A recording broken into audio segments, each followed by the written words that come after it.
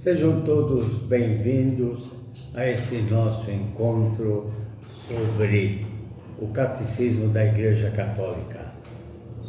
Hoje é o vídeo número 7. Jesus, verdadeiro Deus e verdadeiro homem. Este é o tema da catequese do dia de hoje. Ele se divide em duas partes. Primeira, por que Deus fez o homem? Ou melhor, por que Deus se fez homem? Segunda, Jesus foi uma pessoa verdadeira ou um Deus verdadeiro? Vamos iniciar com a primeira parte, respondendo a esta pergunta: por que Deus se fez homem? A resposta ao título da nossa exposição seria simples. Aquilo que aprendemos na primeira catequese: Ele veio nos salvar. Ponto. É uma resposta genérica e, sendo que nem sempre nós estamos atentos ao seu significado. Jesus veio nos salvar. De quê? Talvez fique mais claro se dissermos que Ele veio nos libertar. Afirma São Paulo, na sua carta aos Gálatas, capítulo 5, versículo 11. Foi para a liberdade que Cristo nos libertou. Portanto, permanecei firmes e não torneis a sujeitar-vos ao jugo da escravidão. Nós só apreciamos a salvação quando nós somos humanamente salvos. Por exemplo, de um perigo, de um acidente. Quando sofremos um naufrágio e alguém nos atira um salva-vida, pode ser uma intervenção cirúrgica. São tantas as razões em que nós suspiramos e nos sentimos salvos. Respiramos e dizemos: nasci de novo. Mas qual é a ameaça que nós sofremos? Fomos salvos de quê? Cristo veio salvar-nos de nós mesmos. Eu repito, Cristo veio salvar-nos de nós mesmos. Nós somos uma armadilha para nós próprios. Andamos sempre sobre o fio da navalha do pecado. E este tem um efeito escravizante. Por que é escravo? Dentro de si, o ser humano se sente sem forças para dizer não à mentira, para dizer não à exploração, para dizer não à maledicência, para dizer não à servidão, à devassidão, sem forças para alçar voo às alturas humanizantes. Escravo é aquele que está acorrentado à escravização moral, sob qualquer de suas formas. E Cristo liberta dessa forma de prisão que é o pecado. É Nosso Senhor que ajuda a superar esta situação, motivando, despertando, reunindo todas as forças construtivas na batalha contra as forças do mal. Assim, a criatura é transformada, renovada, muda o coração de pecado por um coração de amor. Só por nós, com as nossas forças humanas, não podemos conseguir essa plenitude pessoal, a felicidade que encha em definitivo o nosso coração. E conseguir esse bem pleno é o que chamamos salvação. Somos incapazes de autossalvação. Só Deus pode nos salvar. Agora podemos perguntar: de que Cristo nos liberta? Ele é libertador do quê? Liberta-nos das tiranias biológicas, o predomínio dos nossos instintos sobre a razão, das nossas emoções sobre a nossa mente, da nossa carne sobre o nosso espírito, criando uma verdadeira desorganização interior, fazendo-nos perder a harmonia humana. De que mais o libertador quer libertar-nos? Das tiranias culturais. Deus não fez o ser humano com um corpo, com estômago. Concedeu-nos valores que ultrapassam o nível gástrico, com o intuito de sermos não apenas fisicamente preservados, mas mentalmente cultivados.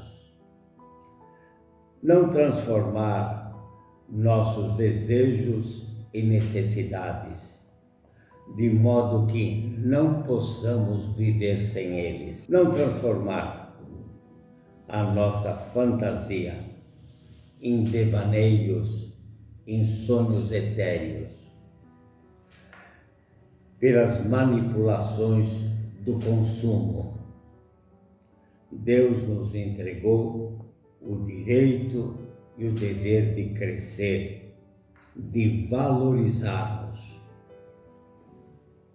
Cristo vem nos libertar da tirania estrutural, libertar-nos dos mecanismos do sistema de dominação, massificando-nos, baseando nosso comportamento na regra. Todo mundo faz assim, todo mundo pensa assim. Deus nos inspira a inserir-nos na história, a construirmos um mundo, porém, não com o espírito do mundo, ou na expressão tão usada pelo Papa Francisco, com a mundanização. Se as estruturas condicionam o ser humano, é o ser humano quem faz as estruturas, porque elas nascem das leis feitas pelo homem. Cristo vem nos libertar das tiranias psicológicas. Não existe uma única área no homem até onde o libertador não pretenda trazer a libertação. Sabe que no homem, de direita ou de esquerda, existe o egoísmo, cujas raízes se enterram por todos os lados, não apenas à direita, nem apenas à esquerda. E é o egoísmo a fonte radical de quase todas as formas de opressão. O egoísmo é a raiz das nossas injustiças, das nossas ambições, dos nossos comodismos, dos nossos orgulhos, dos nossos vícios, das nossas omissões, das nossas ganâncias, dos nossos rancores, das nossas contendas e das nossas violências. Tanto a consciência social quanto a pessoal são essenciais. E, finalmente, Cristo vem nos libertar da tirania da morte. A morte seria a ruína completa do homem e o medo da morte, nossa permanente humilhação. Se Cristo não tivesse vindo em nosso socorro, fornecendo asas para sobrevoarmos esta fatalidade, só Ele é capaz de emprestar garra para alguém desafiar a última das escravizações terrestres, porque só Ele venceu a morte com a sua ressurreição. E é por Ele, com Ele e nele é que todos nós sairemos vitoriosos. Chegamos então à segunda pergunta. Jesus é verdadeiro Deus ou verdadeiro homem? Nós respondemos os dois. O Filho de Deus quis fazer-se homem com todas as consequências. Já não há um Deus cuja vida possa desenrolar-se à margem da humanidade. Já não há um Deus que não saiba pôr-se em nosso lugar. Ele quis ser um de nós. Quis experimentar a vida da criatura. E este homem-Deus quis viver a nossa vida até o fundo. A encarnação não foi um teatro bem montado ou uma breve visita de Deus a este mundo. Deus não veio fazer turismo entre nós. Por isso, experimentou o que é isso de nascer, de ir aprendendo, de escutar os outros. Quis saber o que é isso de trabalhar, sofrer, lutar, esperar e desanimar, confiar-se no Pai e experimentar o abandono. Viu-se submetido aos condicionamentos biológicos, psicológicos e históricos, e sofrer na própria carne a injustiça, o egoísmo e até a própria morte. A encarnação do Filho de Deus é um mistério no seguinte sentido: uniram-se na única pessoa de Cristo duas naturezas, a natureza divina e a natureza humana. Nós não podemos entender humanamente isso, porque temos, ou melhor, nós somos uma pessoa e uma natureza pessoa e natureza humanas. Somos um ser único, homem, com natureza, com vida humana.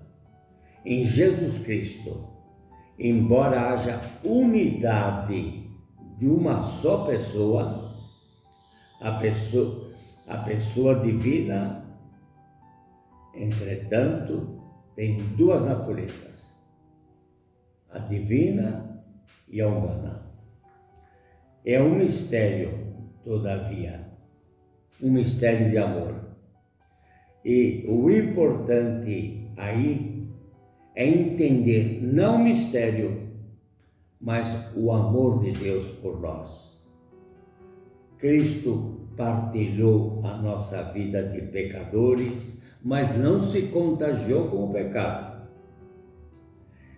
Dele fica excluída a cumplicidade com o pecado. Deus quis ser solidário em tudo conosco. É o Deus conosco. Entretanto, é inconcebível em Deus amor a experiência do pecado, o sintoma mais claro do anti-amor ou do desamor. Necessitamos não de um Deus que nos acompanhasse no pecado, porém de um Deus que se tornasse solidário conosco para nos libertar do pecado. Em Cristo, verdadeiro Deus e verdadeiro homem, descobrimos quem é Deus e o que é ser homem. Em Jesus, descobrimos a nossa verdadeira grandeza. O fato de Deus se ter encarnado no homem Jesus quer dizer que o homem pode irradiar Deus. Esta é a nossa maior dignidade, ser imagem de Deus. Se Deus se fez homem em Cristo, sabemos que Deus pode e deve ser encontrado no homem. Não é preciso abandonar o mundo e afastar-se da convivência dos homens para procurar a Deus. Se Deus se fez homem em Cristo, lutar por ser humano é agora acolher Deus. Quem aceita a vida e tudo o que ela nos dá, alegria e sofrimento, trabalhos e interrogações, problemas e mistérios, de alguma maneira aceita esse Deus que se encarnou na massa mesma da humanidade. Se Deus se fez homem em Cristo, acolher o outro é agora acolher Deus. Onde existe amor sincero, incondicional, desinteressado pelo ser humano, ali existe amor a Deus, que quis fazer-se homem. Que Jesus Cristo é Deus, quem nos dá esta certeza? Vimos como Cristo é homem. E agora vem a resposta a outra pergunta. Jesus Cristo, como Deus, é a fé revelada na Bíblia e confirmada pelo Espírito Santo através da Igreja. Mas além do dom da fé, a grande e insubstituível certeza para nós cristãos? Há outras razões, fatos, passagens na vida do próprio Jesus que nos dizem que ele não era apenas homem, mas também Deus. Dos grandes homens da humanidade, da história, qual deles teve o seu nascimento previsto alguns anos antes de nascer? O nascimento de Jesus, a sua passagem pela história, já se falava dele há quase 1000 anos antes. Confira o profeta Isaías, que descreve a paixão e a morte de Jesus 600 anos antes do acontecimento. Ele era esperado. A Bíblia descreve até detalhes do seu nascimento e da sua morte. Este mesmo Jesus, que confirma a criação do homem e do universo. Por Deus, nunca diz o Deus que me criou. Jesus não fala isso, o Deus que me criou. É uma expressão jamais saída dos lábios dele. Ele diz isso sim: o Pai que me enviou. Ele não é criado pelo Pai. Criado é criatura. E ele não é criatura. É o enviado pelo Pai. Ele aprofundou progressivamente a revelação de que era Deus, deixando entrever o mistério do qual ele tinha plena consciência. Eu e o Pai somos um. Repito, eu e o Pai somos um. Na última ceia, ele diz ao apóstolo: quem me vê, Filipe, vê o Pai. Aqui Jesus está revelando não apenas a união dele com o Pai, mas a unidade entre ele e o Pai. Em sua vida, Jesus fez coisas que um simples mortal não faz. Ressuscitar os mortos, por exemplo. A grande prova, porém, de que Jesus era Deus, a grande prova é a sua ressurreição, claramente predita e pré-anunciada pelo mesmo Jesus e realizada depois. A sua ressurreição não é um regresso à vida anterior, como foi o caso de Lázaro, o amigo de Jesus, o irmão de Marta e Maria. Jesus não retorna a esta vida, mas entra na vida definitiva de Deus. Não é um fantasma, é um homem completo que foi liberto da morte em toda a sua personalidade humana. A ressurreição supõe uma intervenção ressuscitadora do Pai do céu. É a mão do Pai que descobrimos na ressurreição de Cristo. Ele foi realmente liberto da morte e alcançou a vida definitiva, entrou na esfera da vida de Deus. A ressurreição é um acontecimento que ultrapassa a nossa experiência. Isso não impede que seja um acontecimento real, mas ainda, para os cristãos, é o acontecimento mais real, importante e decisivo que sucedeu na história da humanidade.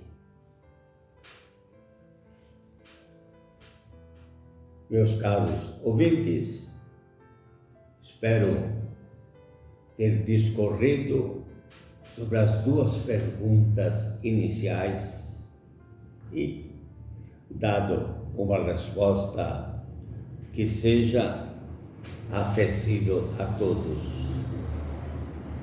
Agradeço a sua atenção, agradeço por me haverem acompanhado esse tempo todo e desejo a vocês que possam viver nos passos de Cristo para torná-lo visível à nossa humanidade. E despeço-me de todos, dando-lhes a bênção. Abençoe-vos o Deus Todo-Poderoso, o Pai, o Filho e o Espírito Santo. Amém.